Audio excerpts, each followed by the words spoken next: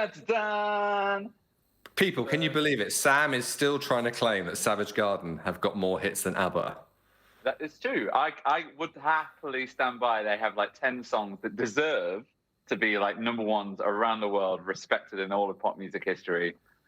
And ABBA, man. There's just nothing to stand by.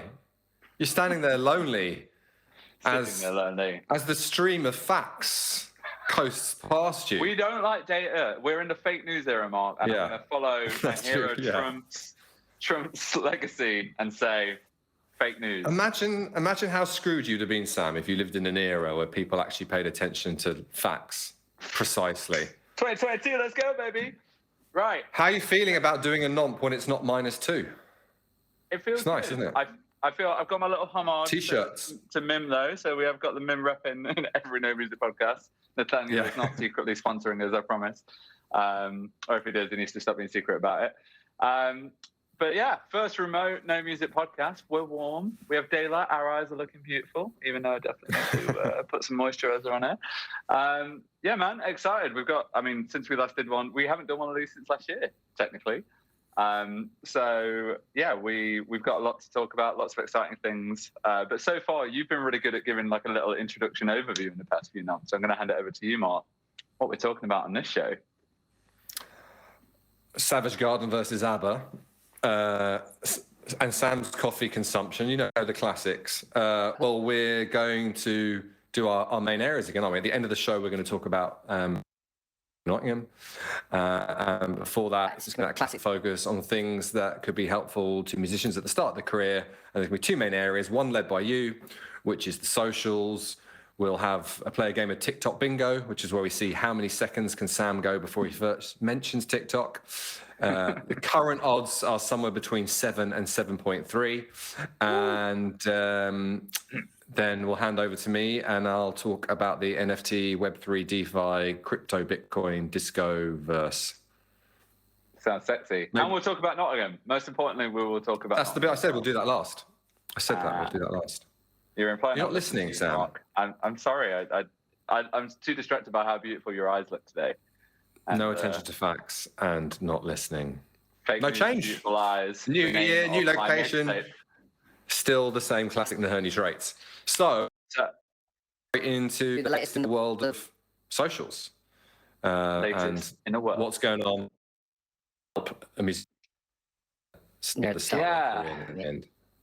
So as ever, it's an incredibly fast-moving world, as is the world of social media.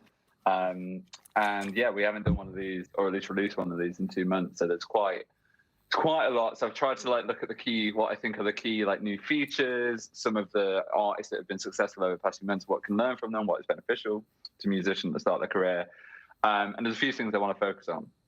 And the first thing is I realized we've listened back to, our previous Nomps recently. For anyone wondering, by the way, Nomp is our loving phrase for the No Music podcast, just in case anyone's like, what are they talking about?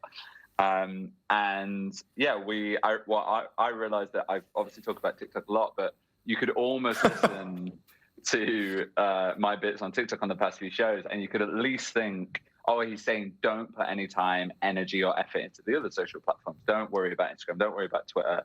You could argue platforms like Patreon and stuff are social media in a way. I'm definitely not saying that. I am happy to stand by the one line of if you have only got time and kind of mental energy to put on one, it should be on TikTok, because right now that has the highest chance of a good return on investment, the highest chance of you reaching a significant amount of people, getting a significant amount of fans, the potential legacy impact, because TikTok pushes videos out months after they've come out versus Instagram, who only cares for like a day, all that kind of thing.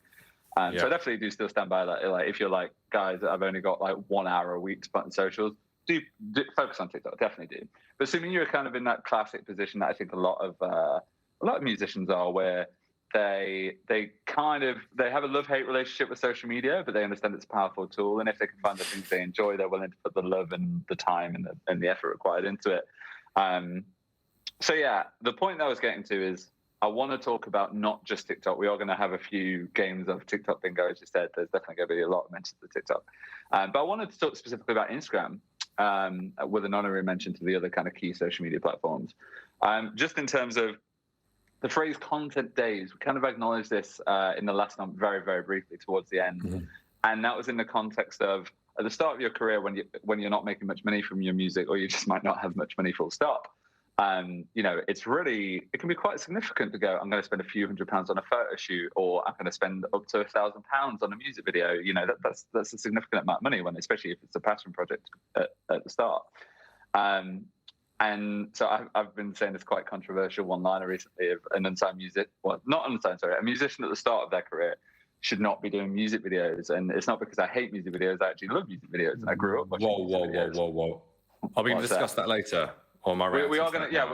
No. We're going to go in depth to that later. The only reason I was just acknowledging that is that's just a good segue into this content days thing, which is a music video will cost you lots of money and ultimately take you a lot of time for one piece of content. So instead of focusing on that, put your time, energy, effort, money, however much you have, into making multiple pieces of content. That very much goes into this new world we're in now, where, again, primarily because of platforms like TikTok, it's not the most empowered thing to say, but it's kind of quantity over quality, unfortunately. Still got to have good songs, but in terms of what you're posting, you know, on TikTok and those vertical video platforms, there's people just posting the same chorus, the same 10, 15-second chorus over and over and over and over again with a slightly different video. You know, I'm in this room right now. It could literally just be me mouthing the words to it, sat here with this visual you guys are seeing, and then me doing this way, and then me doing this way, because it looks different. It's another piece of content. But the algorithms tend to like that kind of stuff. So that's just when you're filming stuff on your phone. But the specific point I wanted to get to was these content days, which is when you hire your photographer, even if it's your mate, even if you're not hiring, even if you're like winging, you know, manage to blag a favor out one of your mates, photographer, videographer, content creator, whatever that is, instead of just going, today we are doing a photo shoot for this single cover, today we are shooting the album artwork, whatever it might be, the fact that you have someone that can make content there, make as much content as you can. And the way I'm defining that is bring as many outfits as you can, so that you can, when your fans are seeing the multiple different posts, they almost might think it was all from different days and different photo shoots. When you're making video content, if you have a videographer of some form, think of what's all the things that you can do right now that don't require much extra time, effort, or prep.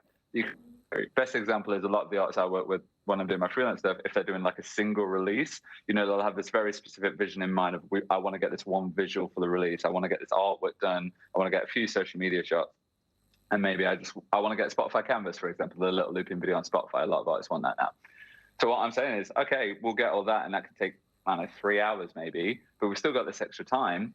So this song, you wrote the lyrics for that song. Why don't we film, even if it's on the phone and it'll take 2 minutes, you just running through the lyrics in the same way like a Genius or those viral YouTube videos that big rappers will do. That takes a few minutes as an extra piece of content, especially one that if you're a lyrical artist, it'll help your fans resonate with you.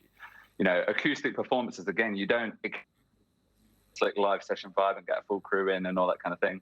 But you don't have to. You can just film it on your phone and do like a slightly different version in a different t-shirt. And then that's another piece of content. And, you know, if the average unsigned musician will push one song for at least a month, if not 2, sometimes 3 months to like keep pushing that one song, you need to keep your fans interested, and ultimately you need to trick them a little bit, and you need them to think it's either a different song or it's a new take on the song or something that they're not going to get bored of, because, you know, people on social media are seeing so many artists, so many songs, so many pieces of content. So summarizing that whole thing into one point is, when you hire a photographer or videographer, try and get as many pieces of content out of it as you can. And the easiest way to do that is literally just by changing what you're wearing. Bring a few jumpers, jackets, coats, whatever it might be, because people really, really underestimate how much that will help the content stand out when it's posted across the course of a few weeks or a few months. That's point number 1. I'm going to drink some water out of a wine glass because I am a bougie bitch. Yeah, so I think, boys and girls, what Sam has just taken 5 years to say is, when you're doing a photo shoot or a video shoot anyway, think about all the other stuff you can get out of it. And a really good hack for that is to bring all your whole wardrobe with you, and you can kind of fake that you've done 5 or 10 different shoots, and then that will give you the material that you need to do your socials, and you haven't spent any more money. At some point, potentially on this NOMP, I think you're going to make a more controversial point, which is actually scrap the traditional photo shoot or traditional music video shoot completely and totally dedicate it to creating content for TikTok.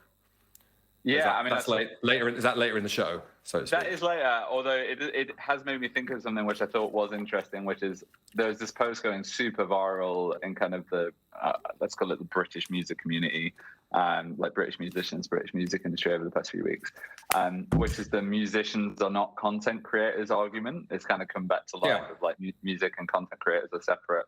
And I'm not going to go into it now because I do have some quite strong opinions on that. But what was interesting was seeing the very contrasting opinions of it. Of this was all provoked by what's his name? The old guy, Neil Young, the Neil Young Spotify thing, and then all the old folks and people that make boring music like Johnny Mitchell and stuff were jumping on it and saying like. Do you mean one of the classic 20th century artists, Joni Mitchell? When you say Johnny Mitchell.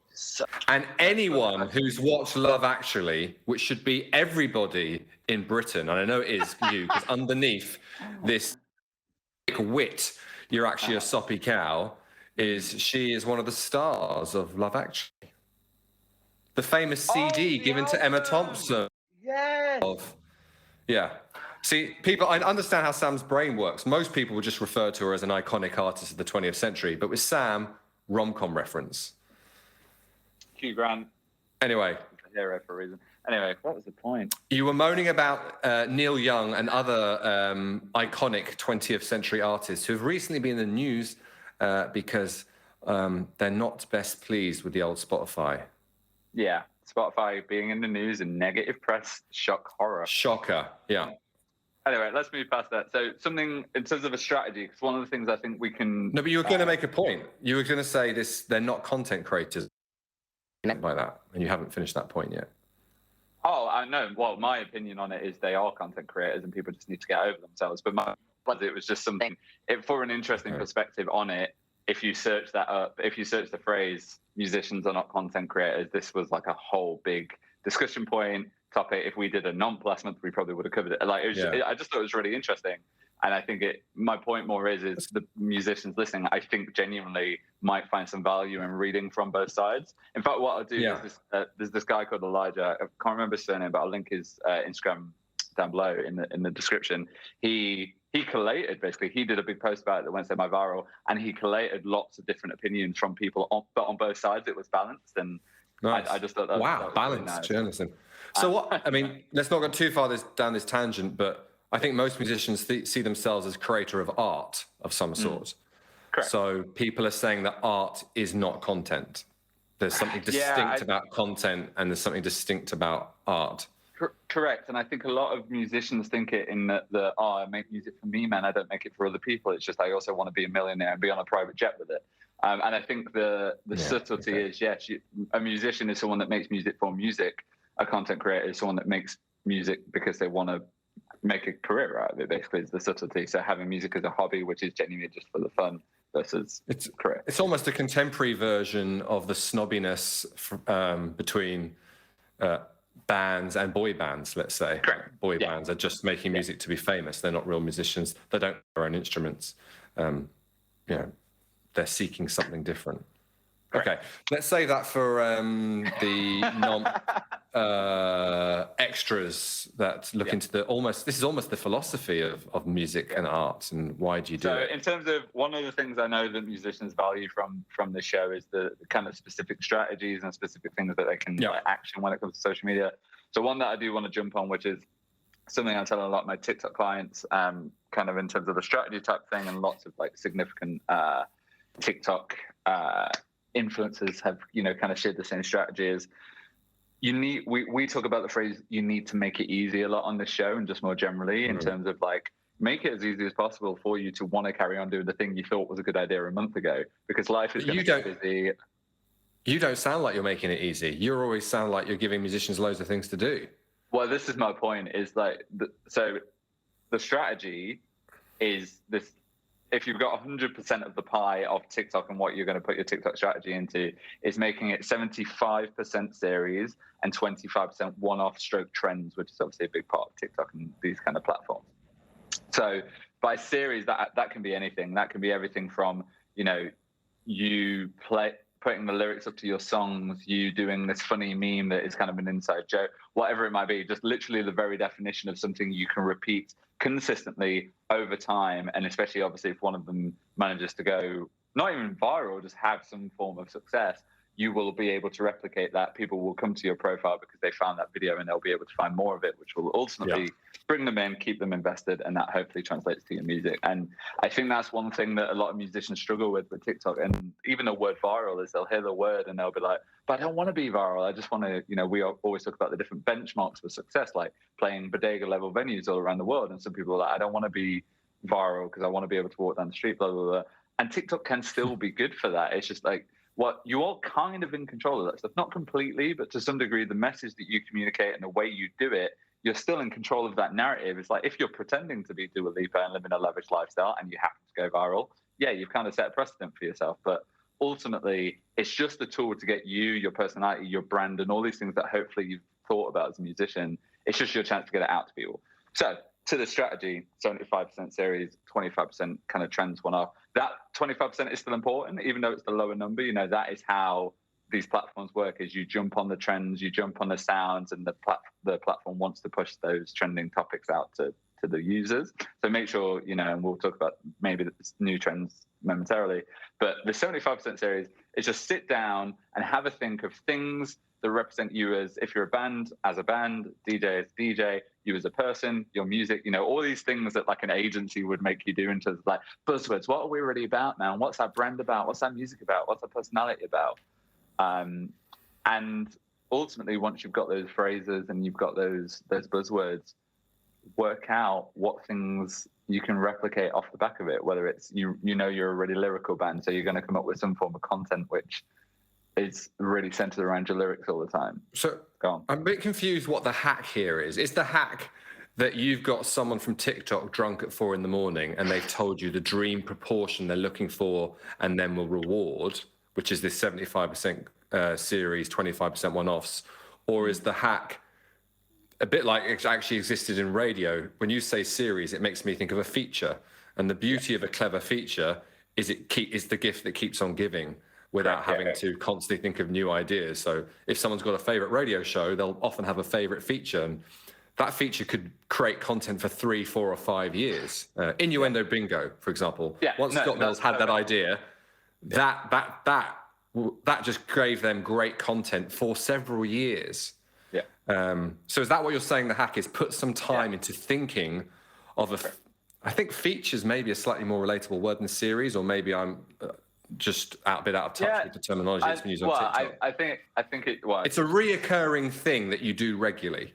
Correct. The only reason I use series is I think so many people are used to TV and Netflix, the Netflixification of series. That's a bit intimidating almost, I think. Yeah, I mean, it sounds like workload because series, and some people might think, I guess, a friend that has 5 billion episodes or whatever. But yeah, you're right. Ultimately, our definition of series is something that is easy to replicate and will be replicated over the course of time. So precise examples, and a band might have a meeting for a couple of hours and work out something they're going to do every Monday, every Tuesday, every Wednesday, every Thursday, every Friday. And it could be something as simple as Monday we share the tastiest thing we put in our mouth, misses. Tuesday we share our favorite song. Wednesday we share every Wednesday we share the thing our mum's done that most annoys us, etc. And by it's the old if I've got 8 hours to cut down a tree, I'll take 6 sharpening the saw. Have a band meeting, come up with these features, ideas, and then you can rinse them for a couple of years, rather than constantly trying to come up with something new, which is quite a strain and almost intimidating. Yeah, it's mentally exhausting, and that's what I was going to get at. Is, as you acknowledge, TikTok can sound like a lot of work, and a lot of these things can sound really daunting. So that's why we do try and fall back on this general premise of make it easy, because hopefully the easier that we make it, the more likely you are to continue doing it, which is how you're going to increase the chance of getting a reward that you want to come back from the platform. So yeah, you could summarize that really briefly as Sam's had this insight that TikTok wants to reward series / features. So it's going to do well on TikTok. And secondly, if you can come up with something good, it actually saves you a lot of time and energy because it's a gift that keeps on giving. Correct. And it's also this thing of like, there's a psychology to it, never mind just the algorithm of it, is if someone finds a piece of content and they like it, they're going to your profile to see more of what you do. And if you do more of the thing that they initially found that they liked, then that's only going to help you. So, yeah, the short one-liner is spend more time working out what it is you could do more regularly and more frequently, and then actually just do it and be consistent with it, whilst not forgetting, yes, you might have to try and come up with unique ways of taking advantage of what is currently trending as well, just to help complement both sides of the puzzle pie. Sam Naherney. I'm pretty sure we started this show saying we weren't going to talk about TikTok much, and we're actually going to talk about Instagram more. And we're 20 minutes in.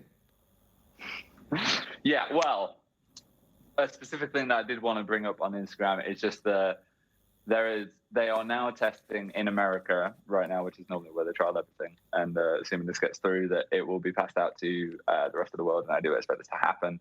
Instagram are testing paid subscriptions. Definition: with the follower base that you already have on Instagram, you will be able to have some kind of monthly subscription service run through Instagram where your fans, your followers can pay everything from 99p a month, I don't know, £10 a month, whatever you set your fee as.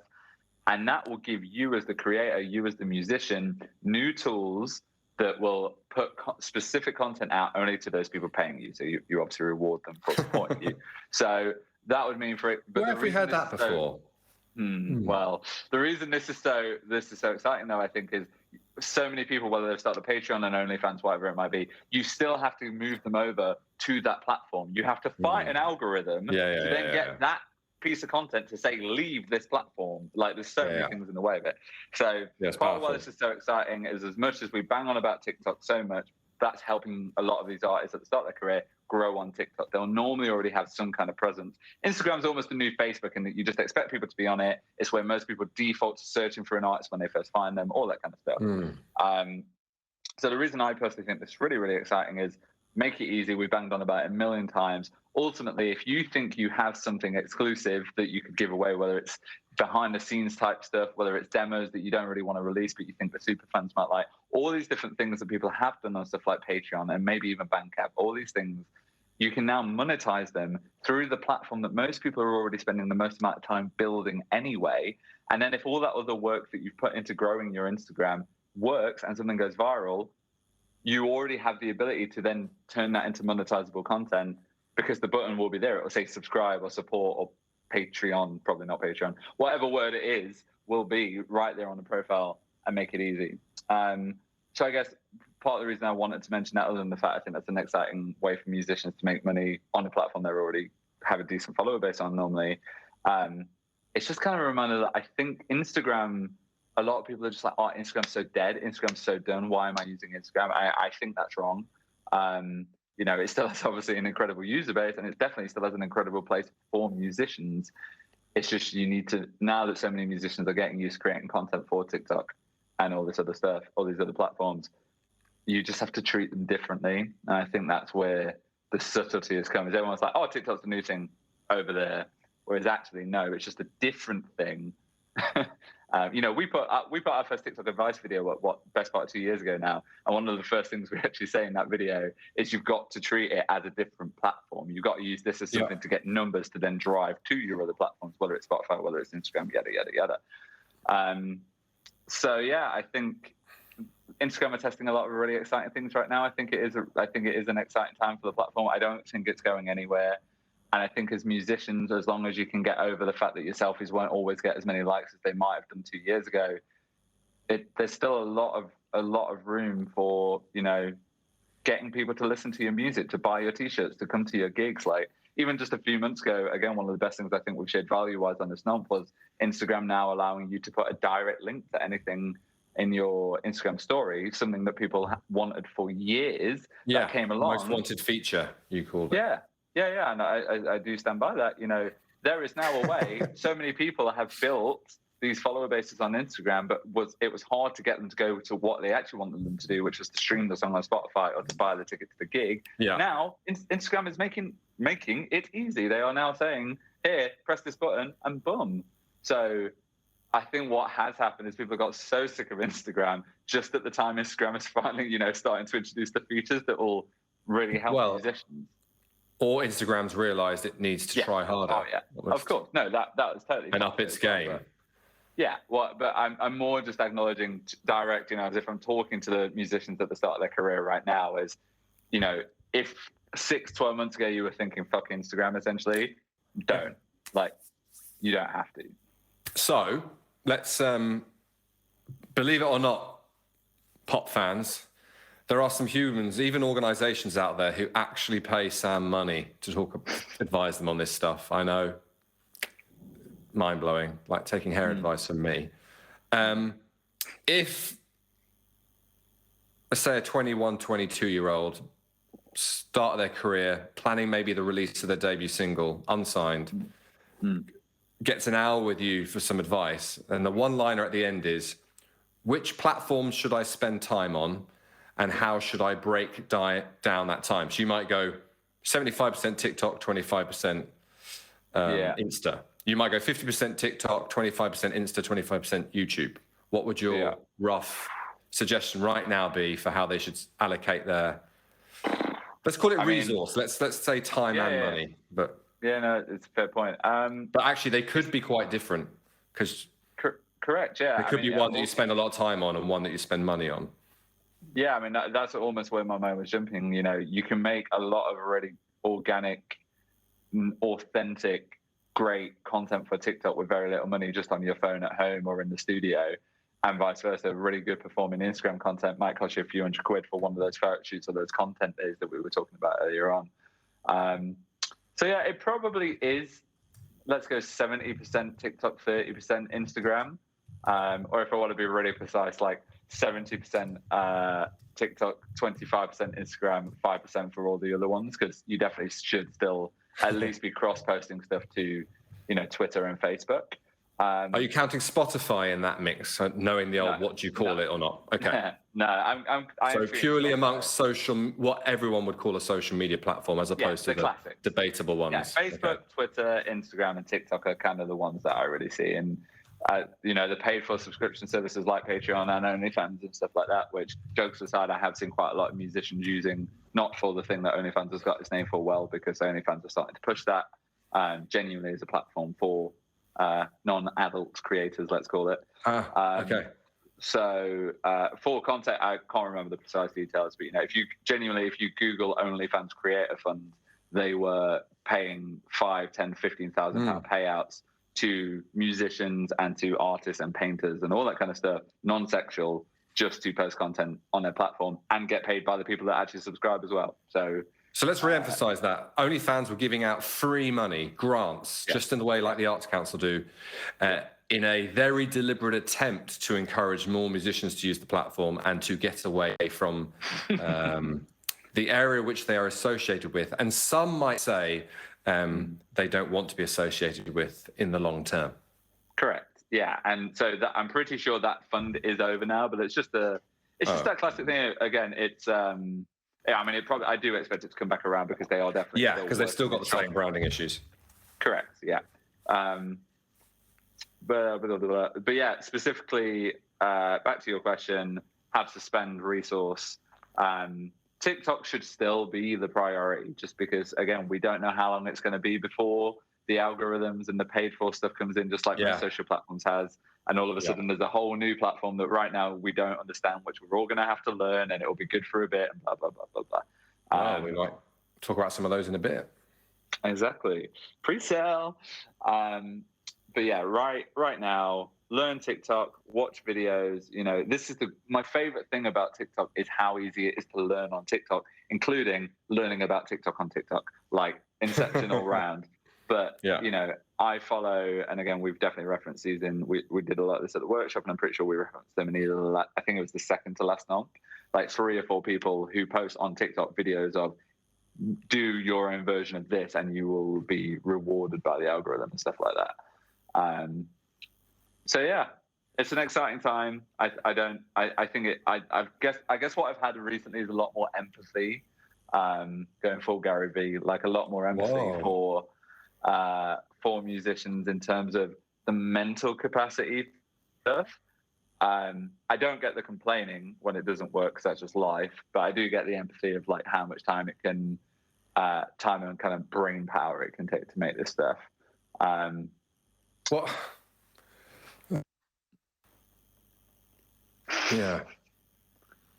But as we the paradox is there's never been, for any artist, a writer, a musician, a sculptor, there's never been more ways to get word out there of your art.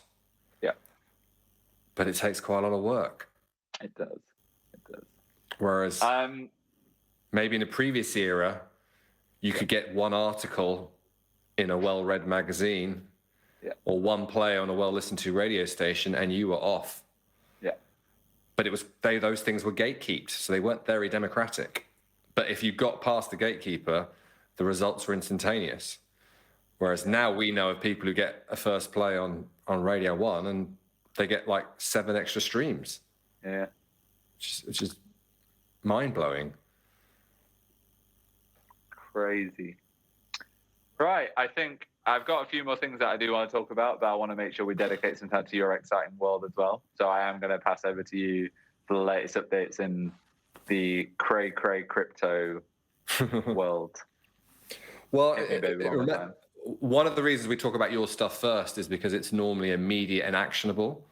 The social stuff, literally can watching the show, whereas the stuff we're talking about, if the NFT, Web3, DeFi, Discoverse, blockchain, Bitcoin, NFTs, all that malarkey, is going to be huge for musicians, but it's not necessarily huge right now in February 2022. And in the first few NOMs, we focused on NFTs just because they were the precise area that the most immediate actions were happening, and every 3 days a new rapper of significance was announcing that they were going to drop an NFT collection, etc. Yeah. And if you think about what we've done over the first 3 NOMs, it's the stuff. We have a little summary. We've playfully talked about this whole NFT, Web3, Discoverse, all these different phrases that get knocked about from NFTs to Web3 to blockchain. It'd be very easy as a musician to go, what the fuck's that got to do with me? And so we've tried to put in context what it has got to do with you, or even more, what it's going to do for you. If you're in your teens or early 20s, this tech is going to be a huge part of your career. If you're serious about doing a living, and therefore are going to be a musician for 3, 4, 5, 6 decades. We've talked about how, really significant technological innovations have always been part of music, all the way back to the original OG, Thomas Edison. I keep making my shit joke about him dropping the first dub plate in like 1872 or whatever it was. Yeah. So today, and we've come up with that summary of the 4 big areas: the digital communities, the shared ownership, the fractional ownership, and I always forget what the 4 are. Can you remember? A little test of you. It's been a while since we've done this, isn't it? So which ones have you just said? So we've got communities. Yeah. So that's going to be digital fan clubs. Yeah. We've got merch/property, of which NFTs is going to be the big thing. Yeah. I'm remembering now. We've got ownership, which is going to be this whole, your record label own a third, you own a third, your fans own a third. Yeah. And then we got payments. Micropayments and stuff. All that stuff. The fact that you're going to be able to do tips and unlock that value that's been lurking. We kept using the example of all those streams that happened in the early days of COVID. If those 72 people watching you could have paid 50p or £1 each, that would have been a decent amount of money over the week. Yeah. So today we're going to talk about the disruption side of things. We'll talk about 3 precise areas of the music industry that are starting to be disrupted right now. Mm-hmm. We'll do our best to share some precise examples because we want to make things as actionable and as relatable as possible. So you've got selling of music, streaming of music, and the kind of data royalty collection side of music. We're going to do more on the first 2 because they're more relevant to musicians at the start of their career. Yeah. That makes sense? Yeah. So selling of music, arguably the most high profile out the gates now is Royal. Our mate Blau is a big part of that. Yep. He might even have started it. And it is the platform on which Nas just dropped his NFT collection. And Royal is at the forefront of creating that ability for musicians to sell songs directly to fans, and fans co-invest in the song and earn appropriately if the song is successful. So it's basically trying to do what Lyra was doing DIY. In the last NOMP, we shared with you, if you haven't seen it, NOMP 3, go back and have a listen, because we share precise, relatable examples of artists who are not famous yet, who are much nearer the start of their career than the end, making four-figure sums from NFTs. And Lyra, who we spoke about quite a bit in that show, was an example of an artist who she came up with the remix of her song. So she was giving 25% to a fan, giving 25% herself, and giving 25% to each of the two remixes. Four-way split. And if that song went on to be successful, whether that was streamed a lot on Spotify or commissioned to be on a Netflix series, the artist would get the fan who bought 25% of the song would get 25% of the royalties. So you move from being fans to co-investors, and you can do it in individual songs. So Royal is going to facilitate that at scale, and their most high-profile example is Nas himself, and of course they've got Flowers, one of the founders. So there are other platforms trying to do that, but Royal is a good start. If that's piquing your interest. If you're like, I've been interested in this stuff, but you've just been doing my head in with all the NFTs chat, then here's a specific example of a precise platform. Seems to be set up from a good place, the whole for artists by artists thing, and is going to make it easy. Because one of the things about this blockchain thing is quite a few people are saying to us about all this stuff, I get it, but it's so complicated. Musicians, sometimes when we talk to musicians, sometimes they're almost a bit grateful. They're like, you made me aware of some really interesting things, but they're also, because you've just added so much stuff to my to-do list. I've got to start look around my TikTok. I've got to learn about the blockchain. I've got to start an NFT collection. Which is why we try and be, I'm not sure if honest is quite the word, maybe just quite direct about this is something you need to know about for the next 18 to 24 months. So I said we're going to talk about, and with a precise example of selling, of streaming, and of the data collection royalty stuff. So that's the selling example. Go and check. If you Google Royal and Nas, you should find it quite easily. There's plenty of news articles about specifically what Nas did as well, because it was seen as obviously such a big moment in it. Yeah, and it wasn't his first NFT thing, I don't think, if I remember correctly. I think he's been quite, you know how Jay-Z was a key guy with Tidal? And I think it's fair to say he was seen, for a couple of years as kind of quite innovative and entrepreneurial, getting involved. Totally. There's a bit of a Nas kind of is arguably the rapper so far of the blockchain era, for want of a better expression. Although I think he's far from the only one. Busta Rhymes has done some stuff. About to say John Legend. He's not a rapper, obviously, but he's actually starting up a company.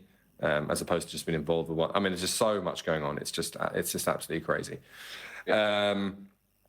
So streaming. I mean, this is such a huge area. If the selling is a little bit difficult to get your head around, this is a new idea. The idea of selling individual songs or sharing ownership of individual songs directly with your fans. Everyone can understand the streaming. Arguably the most talked about music phenomena of the last 5 years. So I'm going to shout out Audius. Audius is literally the title of streaming, as in it's got a CV of names that ranges from who are investors. I think Katy Perry's an investor. Your table tennis mate Steve Aoki is an investor. Yes, Sam Naherney has played table tennis with Steve Aoki. I lost. There's some really, really, really big names, artist-wise and industry-wise. I think I saw a Rolling Stone article 4 or 5 months ago that it already had 6 or 7 million monthly users. So, I'm going to guess now it's getting towards 10. It's got a decent amount, decent investors. It's got money, decent scale. And they're trying to blockchain the fuck out of streaming. What does that mean? Well, streaming on a blockchain platform does a whole load of things. First off, it creates close to a non-for-profit platform. There is no company listed on the New York Stock Exchange that has to make money to please its shareholders. Apple style or Spotify style or Google style, or I mean, I think Amazon style, you know, there may be the 4 biggest streamers worldwide, depending on what's going on in China and how big Deezer is. And, you know, there's certainly 4 of the biggest dogs, and they're all massive companies on the New York Stock Exchange. So with blockchain technology, code is almost the ultimate not-for-profit. You write the code, it works, it then carries on doing its thing. So intrinsic for me, not-for-profit, if it works, that's the key thing. If you don't have the profit incentive, some people say something won't work, is the platform doesn't have to take its... You're almost certainly going to get more per stream. So the fee per stream is going to be significantly more. And then Audius in particular is going to allow you to choose the streaming fee. So you choose how much you charge per stream. Now, if you charge a lot, that's kind of a consequence. You're going to get a lot. But it could start the listener, the streamer.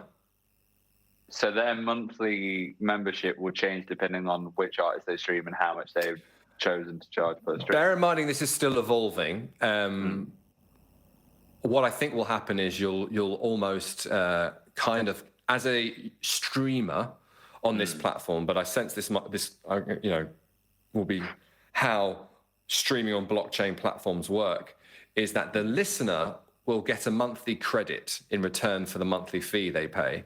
And then that credit will be used up proportional to what the individual artist has set as the fee per stream. That's potentially complicated. Potentially complicated, I mean, potentially game-changing. I was going to say, surely no one is going to do that, because people kick off about paying £10 a month for access to all of the music in the world. Yes, but lots of people say they'd be willing to pay more to support artists, so I guess it's the truth. Yeah, I mean, surely. I know about 100 people that complain about Spotify being a tenner a month and it should be free. I know about 20. Really? Oh, yeah. You know around 100 people who think Spotify should be free? Yeah, it's a classic. I mean, admittedly, it's on the younger gen. It's definitely a Gen Z trend that I've seen. But, you know, so many people hack Spotify, especially like Android users and stuff, to get Spotify Premium for free. Like, that's a big thing. And yeah. But how? Yeah. How can you think Spotify should be free and that artists should get more money? Where does no, they money don't. Come they from, don't then? care about the artists getting money. That's my point. Okay. I'm not talking about this person caring about the artist getting money. I'm just talking. Obviously, just to clarify, I want the artist to be paid back. I would love for that to happen. Yeah. I'm just questioning the realistic nature of it. As someone that has seen, you know, a good few tweets or like posts or whatever every few weeks, going, I can't believe Spotify is £10 a month. It should be free, or I got it for free with my phone contract for a year. Why should I pay for it, etc., type thing. Yeah. I mean, do they ever say why they think it should be free? Because they're effectively saying then that all artists should provide the music for free, and that the platform should be provided for free. I think it's YouTube. I think it's the YouTube. Yeah, but they can get it for free. They can get it for free and take adverts. That's what YouTube does, and Spotify lets you get it for free if you. Correct, but there is a difference between YouTube, where you can watch whatever you want. You just might have to watch a 15-second advert, but you'll ultimately get to whatever you want. Whereas Spotify free, I believe, if this hasn't changed, you know, you can only listen on shuffle. You can't actually listen to the song you want. You can only listen to the album. You can only listen to so many. Like, there's so many subtleties to it. There's a lot of restrictions. Correct. I'm paying my £10 a month, so I didn't know that. Same, yeah. Well, I've paid since like about 2007. Like, it's that's what I mean. But it's I only started in 2007, so. I know, as part of the first year of beta testers. That's one of my weird claims to fame. I helped musicians not get paid very much, thanks, Dad. So you're saying you were in the first million worldwide, because it got to 1 million subscribers in 2011. Yeah, my dad had a friend that worked in Sweden and somehow had some connection to it. Sounds like the start of a limerick. My dad had a friend that worked in Sweden. But yeah, genuinely, I vividly remember, because one of my favorite features about Spotify back then was you had an inbox, like literally a message inbox, where you could just send songs to each other. And me and my dad used to do that from different rooms. We would send songs that we thought we'd like and then listen. Yeah. I mean, who'd sit in different rooms and communicate with each other? Sorry. I'm only halfway through my list, and I've not had as long as you, and it's nearly 45 minutes. So I was saying blockchain technology allows code to run things, which basically enables not-for-profit mechanisms. Audius, I think I'm right in saying aspires to be a not-for-profit eventually. Because that might change as it takes off, which intrinsically implies if it's not-for-profit and there's no middleman taking percentage, more can go to the musician. Yeah. But point two is Audius and blockchain technology makes this possible, is aspiring to let the musician choose how much they charge per stream. And that was the thing that blew your mind a little bit and took us off on that. Yeah. And you started to challenge me on how that's going to work. We could go into that more, but I think we should park it for now. I mean, just trust me that this is of interest and they're trying to make that happen. Of course. Yeah. But you are right to question it. And our brains are just conditioned to think that's too complicated. Yeah. But in a nutshell, I think you'll have credit.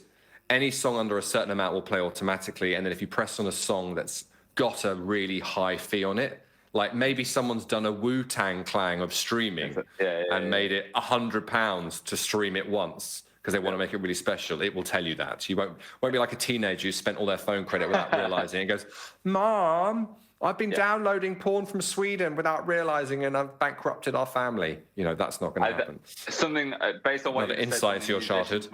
Shut up. Musicians will be able to link it to. I know a lot of musicians use Splice for all the different sample packs. I think pretty sure that's the biggest sample pack provider. And that's what you do with Splice. You pay a monthly subscription fee. You get given a certain amount of credits, and each artist can charge us whatever they want credit-wise for each individual pack. So it sounds like a similar model. It would be like Netflix let you watch 85% of their stuff for free, but there was the odd bit that had a premium attached to it to stream. Okay, so let's finally get to the third point. Well, I mean, I guess I've kind of done that actually already. It cuts out the middleman, so it makes it easier to operate independently, which means you're less likely to need your own management label taking significant percentages. Well, maybe not management. Yeah. At that point, 1,000 fans theory starts to kick in, because you might think, how's this ever going to get the critical mass of a Spotify? There's less people on there, so you can't earn as much. But if your 200 biggest fans have gone on there and are happily paying £1 a stream rather than 0.0 blah, blah, blah, then classic 1,000 fans theory economics kicks in of you just need a small number of people who are really into you. And will spend £100 a year on you overall.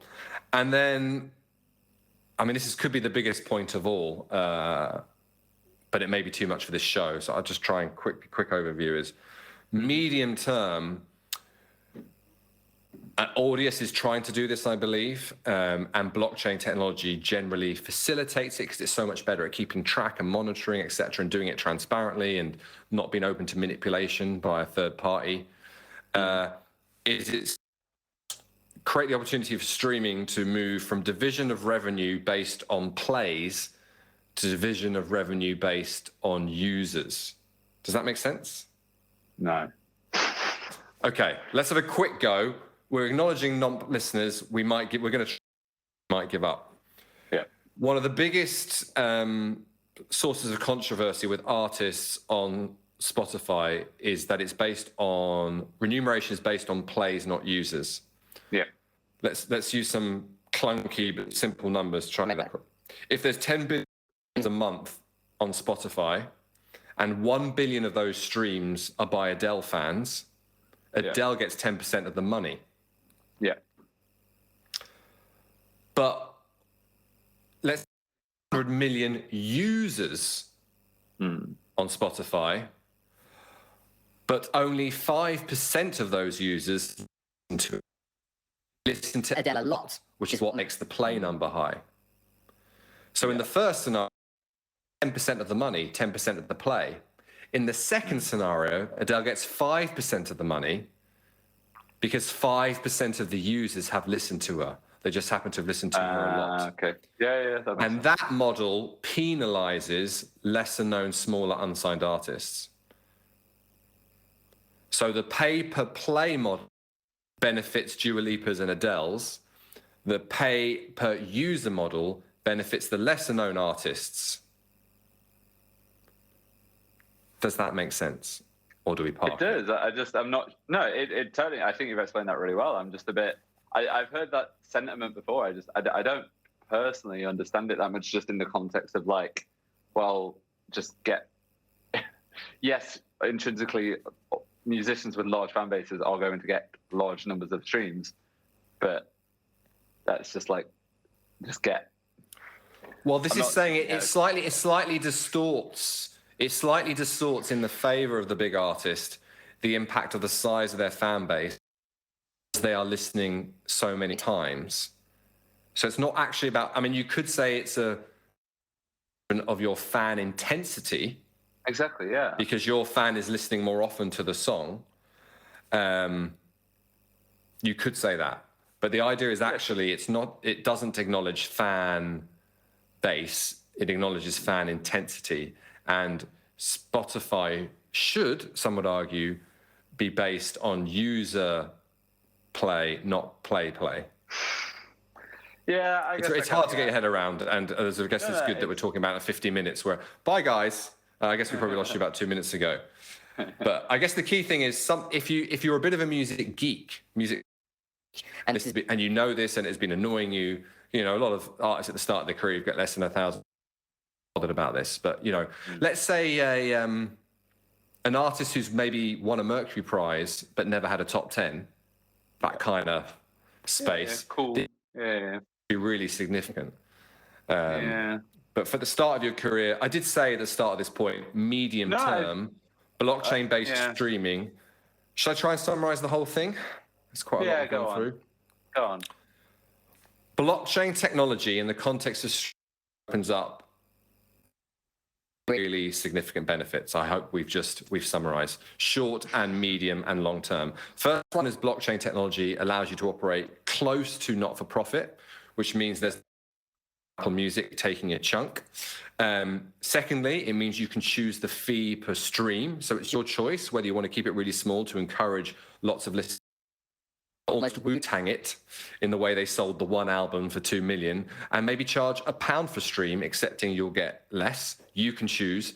Thirdly, it makes it easier to be independent. So that larger stream amount you're getting, thanks to you setting the fee and then not being an Apple or a Spotify taking anything, also is less likely to have to be shared with a record label. And then finally, there's this medium to long-term thing of those who have a geeky music industry interest and understand these things, think that being paid per play, which is the main way I believe Spotify, et cetera, operate at the moment, is not as fair as being paid per user who has listened to your music.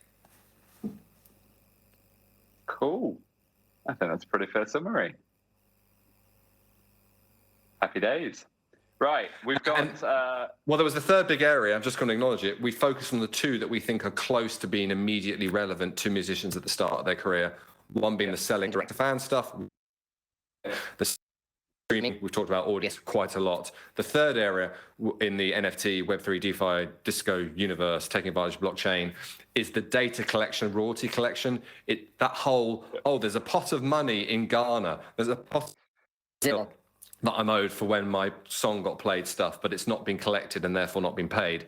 There's a load of tech that's going to help sort that out. But again, that's probably less relevant to you if you're right at the start of your career. It's exciting that over the next 50 or 60 years, you could earn money streaming in from countries all over the world because it's better. But right now, that's more exciting for artists who've already got a bit of a following. And genuinely, there is a chance that they've been played in Brazil, or Papua New Guinea, and they've not got their £7.50. But if that's happening 7 times a day in 4 different countries, that starts to be quite a lot of money that they're not getting, that they're actually owed. Yeah, totally. And blockchain's going to absolutely smash that side of things. Yeah. Cool.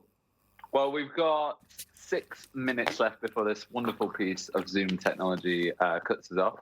So I want to make sure we talk about Nottingham next, and then seeing how much time we've got after. We'll see if we've got time to talk about anything else. Because, Mark, we are into the second week of February as we speak, which means that most of the kind of post-Omicron reschedules are slowly starting to be passed out where gigs are back. How's Beat the Streets quickly? We normally, talk about...